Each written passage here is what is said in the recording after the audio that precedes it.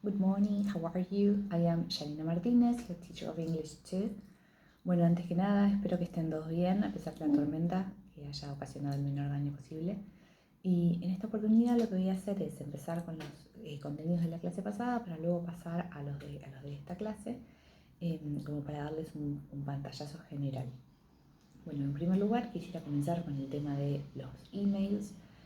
Nosotros nos vamos a enfocar a lo largo de toda la cursada con los emails laborales, es decir, aquellos que tienen como destinatarios las personas con las que trabajamos o las que podríamos llegar a trabajar, sea por ejemplo un email de contacto para tener referencias sobre un lugar, o si quisiéramos enviar nuestro CV a cierta empresa, por ejemplo, y demás.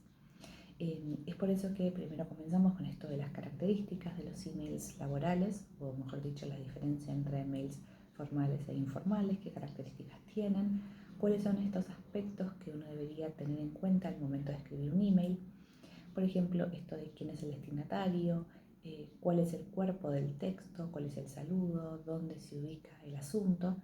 Y con respecto al asunto, quisiera destacar que como quien diría qué es lo que deberían tener en cuenta al momento de escribirlo. Quizás muchos de ustedes ya lo saben, tanto en inglés como en castellano, pero en el caso de que no lo supieran, me gustaría hacer foco en aquello que debería incluirse y aquello que debería evitarse. Bueno, en el asunto uno lo que hace es poner específicamente el tema de lo que se va a hablar en ese mail. Entonces, quien recibe ese mail lo que hace es estar, por así decirlo, preparado o preparada para encontrar cierto contenido. Entonces, por ejemplo, si yo lo que quiero hablar es sobre una situación que ocurrió en el trabajo, lo más probable es que especifique en el asunto algo como, problema en el trabajo o situación conflictiva. Si uno quisiera hacer un pedido, vamos a hacer, por ejemplo, quiere hacer un reclamo por un encargo que llegó y que no es el apropiado, pondría en el asunto reclamo, por ejemplo. Entonces la idea es que haya una palabra clave que determine el contenido del texto. Ahora, si hubiera más de un contenido específico, bueno, se puede agregar, por ejemplo, reclamo, guioncito y otra palabra más, o reclamo y otra palabra, otro concepto que determine de lo que se va a hablar en ese mail. Esto retoma, por así decirlo, lo que ustedes ya vieron en Inglés 1, por lo menos para quienes lo hayan cursado, el trabajo con conceptos claves. Ustedes saben que en Inglés 1 uno de los temas a trabajar es la identificación de conceptos claves o de temas, por así decirlo, el tópico de cada texto. En este caso ustedes no estarían trabajando con un texto ya dado, sino con uno que ustedes vayan a redactar. En este caso sería de los mails laborales. Entonces sugiero esto, que tengan en cuenta los conceptos claves y no que quede el asunto vacío, porque si no quien lo recibe no sabe ni siquiera de lo que se va a encontrar, de lo que va a leer, y que tampoco incluyan aspectos demasiado extensos en esa instancia, porque la idea es simplemente dar un pantallazo de lo que se va a abordar en ese texto. Bueno, después lo que ustedes hicieron estaba muy bien, así que las felicito e invito a quienes todavía no hayan podido participar que lo hagan, como para que yo pueda ir viendo el avance o dar una devolución específica en el caso de que haya algo que corregir o que mejorar. Después, en esta clase lo que vamos a hacer es continuar con el trabajo de los mails. En este caso ustedes tienen dos actividades. Una que tiene que ver con los mails ya dados, es decir, yo les presento los mails para que a partir de ahí hagan una actividad, y ahí lo que ustedes tienen es que elegir opciones para responder. Es decir, no respondan todo, porque la idea es que se puedan ir leyendo entre ustedes y que todos puedan participar. Si no, son por ejemplo 30 personas escribiendo exactamente lo mismo y ninguno se lee a los otros. Entonces yo entiendo que la cursada es virtual, pero la idea es que se aproxime o que tenga ciertas características similares a la presencialidad. Entonces, por eso les abrí, van a ver que en el campus, en el espacio de la clase de hoy, ustedes tienen un foro en particular que dice Answers. O sea, tienen emails y dentro de emails un espacio de debate que dice Answers. Entonces la idea es que ustedes puedan responder ahí las respuestas, puedan publicar, mejor dicho, las respuestas a alguna de las consignas de las instancias del punto 1. Luego en el punto 2 tiene una instancia de escritura. Y acá lo que les voy a pedir más que nada es, ustedes tienen acceso al traductor o a un diccionario online o lo que fuere. Pero lo que les voy a pedir, más que nada como para ver el avance y yo poder ir viendo qué estrategias abordar o qué herramientas considerar y demás, que intenten primero ustedes escribir el mail. Tiene que ser algo breve porque es como respuesta a otro mail ya dado. Entonces, ante ese mail, es que ustedes produzcan una respuesta breve en inglés, considerando lo que ya hayamos trabajado, es decir, lo abordado en la clase 1 y lo que empezamos en esta clase 2 con respecto a los errores, por así decirlo, en los mails. Entonces, primero empiecen escribiéndolo en inglés y dejen en castellano aquellas palabras que no conocen o que no saben cómo incluir. Y luego buscan en el traductor, por ejemplo, o en un diccionario online. Yo ahora después les voy a pasar a través del campus algunas opciones que son confiables en cuanto a diccionarios online, de traductores, y agregan en otro color o resaltado o en negrita, si quisieran, aquellos conceptos, aquellos términos que ustedes buscaron en un diccionario o traductor. Entonces, de esa forma yo puedo saber qué es lo que pertenece al contenido previo o al conocimiento previo de ustedes y qué es lo nuevo, por así decirlo. No les va a bajar ni sumar puntos, es simplemente un diagnóstico como para yo saber desde dónde arrancar, nada más. Por eso les pido más que nada honestidad. Si está todo resaltado, bueno, no pasa nada, pero aunque sea que alguna palabra sea algo de lo que ustedes sepan y hayan conocido. Bueno, eso con respecto a los emails o emails laborales. Después tenemos la segunda instancia. Ustedes la clase pasada estuvieron trabajando con un texto sobre Arduino, que tenían un texto escrito y un texto en formato de audio, o mejor dicho, en formato de video. Bueno, con respecto al texto, estuvo muy bien el trabajo que ustedes hicieron en el foro.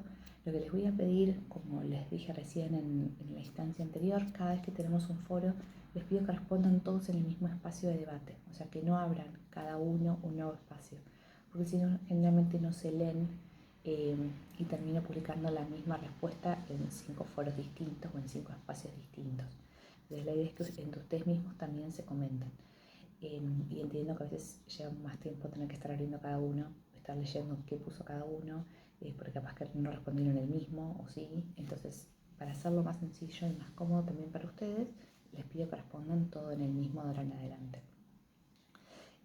Nosotros ahí trabajamos, mejor dicho, con algunos aspectos de traducción. Nosotros en este espacio no vamos a enfocarnos en traducción, porque la materia no está orientada a que ustedes traduzcan. De hecho, yo ni siquiera soy traductora, soy profesora. Pero lo que sí sirve, o me sirve a mí, este tipo de ejercicios, es para brindar ciertas instancias como para cuando ustedes tengan que escribir sus emails en inglés. Entonces, esta fue una instancia, por así decirlo, de diagnóstico, que a mí me sirve para saber qué es lo que ustedes recuerdan de Inglés 1 o qué es lo que no, si es que la cursaron, qué conocimientos traen con respecto a estructuras, estrategias, etc. Entonces, primero ustedes tuvieron que trabajar con el paratexto, que es algo que considero que ustedes tengan en cuenta. Como vieron en Inglés 1, lo que es el paratexto es ayudarnos a pensar en predicciones sobre lo que puede llegar a tratarse el texto. Es decir, nos prepara antes de la lectura. Después tenían la instancia específicamente de lectura y luego la de traducción. Con respecto a eso de traducción, quisiera también felicitarlos, como en el caso anterior de los emails, porque estaba muy bien. Voy a dar algunas cuestiones a partir de lo que ustedes estuvieron escribiendo. Bueno, en primer lugar, retomamos esto de que en inglés el adjetivo o aquello que califica, la calificación que se da va primero y luego el sustantivo a lo que se refiere. Por ejemplo, una de las instancias era favorite places. Nosotros en inglés, en castellano, perdón, diríamos lugares favoritos, no favoritos lugares. Pero cuando uno quiere pasarlo a su versión en inglés, primero se necesita incluir aquello que define algo, o sea, cómo se define, y luego a lo que se refiere. Después tenemos la pluralización de adjetivos, que va relacionado con esta frase también. Nosotros en castellano quisiéramos decir lugares favoritos, ese favoritos, esa pluralización también está en el adjetivo. En cambio en inglés, favorite, fíjense que no está de forma plural, sino que mantiene, por así decirlo, sin la S. Lo mismo ocurre en otra instancia, como la que tenían future posts, que lo mismo es post, o sea, publicaciones o posteos, el que se lleva la forma plural, no así el adjetivo. Después teníamos otra instancia que era la traducción de palabras específicas del área. Venían algunas, como por ejemplo board, que la tradujeron como placa. Si uno busca en el diccionario, la palabra board tiene otros significados también, otras formas de traducirlo, pero fueron específicas a la del área. Así que muy bien por eso. Y después tenemos otro concepto que por ahora no lo leí en el foro, que es el makerspace. Makerspace es un término que se puede traducir como espacio de creación o espacio de creación de trabajo, o sea, lo pasaría en el castellano, por así decirlo, pero también el concepto makerspace se usa en el español. Entonces lo que se hizo fue una adopción de un término en inglés a nuestro vocablo, en este caso el técnico. Entonces quien quiera dejarlo como makerspace lo puede hacer, y quien lo quiere poner como espacio de creación también está bien. Son como dos opciones que están aceptadas. Después, otra de las instancias es lo del sufijo ing, por eso les remarqué a algunos que prestaran atención a aquellas frases que tenían ing, como por ejemplo coding, a looking o by creating. Como vieron en inglés 1, el sufijo ing no siempre significa ando o endo, que es lo que habrán visto en el colegio más que nada, sino que tiene diferentes funciones, depende de dónde esté ubicado y demás.